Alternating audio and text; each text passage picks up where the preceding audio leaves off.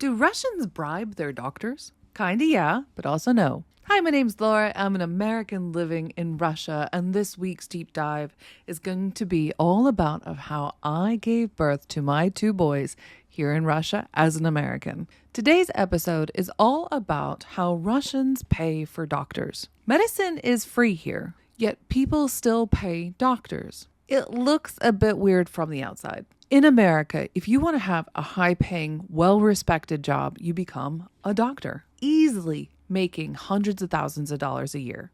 But you think about it, it costs you hundreds of thousands of dollars to get your degree, not to mention all the time and effort. In Russia, it still takes the same amount of time and effort to become a medical doctor.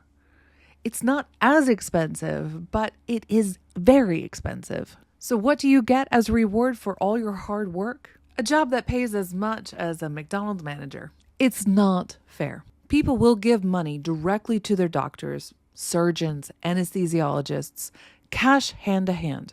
Why do they do this? Because they think they are ensuring good results.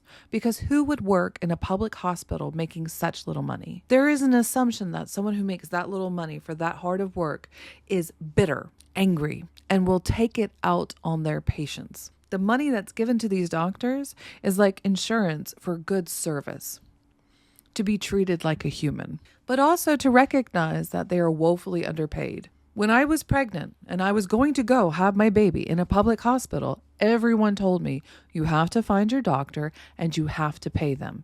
If you want to have your baby healthy, you have to do this. I had a different approach. I had the belief that anybody who goes into medicine, especially in a country where it doesn't pay a lot of money, it's because it's a calling. They're not going to treat someone as inhuman because they didn't receive money.